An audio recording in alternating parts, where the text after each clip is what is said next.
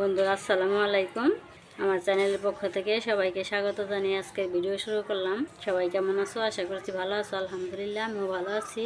আজকে আমি সুন্দর একটা রেসিপি করবো ডাটা দিয়ে। এখানে দেখো বন্ধুরা কত সুন্দর করে ডাটাগুলো কেটে নিচ্ছি, মোটা মোটা ডাটা।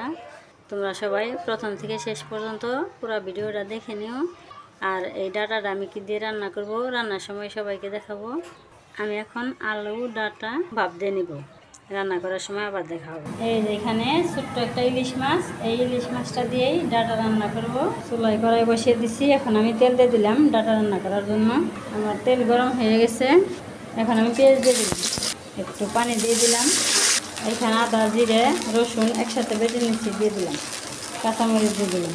এখন আমি বাকি মশলাগুলো দিয়ে দেবো। সব মশলাগুলো দিয়ে দিলাম। এখন আমি ভালো করে কষিয়ে নেব। এই যে মশলা ভালো করে কষিয়ে নিলাম। এখন আমি মাছগুলো দিয়ে দেব। মাছটা একটু কষিয়ে নেব। মাছটা কষানো হয়ে গেল। এখন আমি মাছটা নামিয়ে নেব। এখন আমি আলুগুলো দিয়ে দেবো আলু। এখন আলুটা সুন্দর করে কষিয়ে নেব। এখন আমি ডাটাগুলো দিয়ে দিলাম। আলু আর ডাটাটা সুন্দর করে কষিয়ে নেব। কালারটা কত সুন্দর হয়েছে, অনেক সুন্দর করে কষিয়ে নিলাম।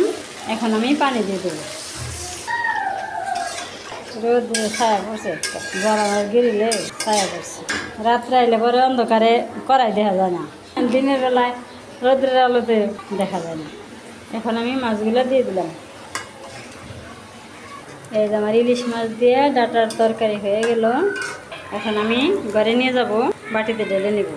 বন্ধুরা দেখো, ডাটা দিয়ে আলু দিয়ে ইলিশ মাছ দিয়ে রান্না করছি, কত সুন্দর হয়েছে। তোমাদের কাছে কেমন লাগতেছে অবশ্যই কমেন্টে জানাবে। আর সুন্দর সুন্দর ভালো ভালো কমেন্ট করবে। আমি সবার কমেন্টের উত্তর দেওয়ার চেষ্টা করব। সবার সুস্বাস্থ্য কামনা করছি। ধৈর্য ধরে কষ্ট করে যারা ভিডিওটা দেখলে সবাইকে অনেক অনেক ধন্যবাদ।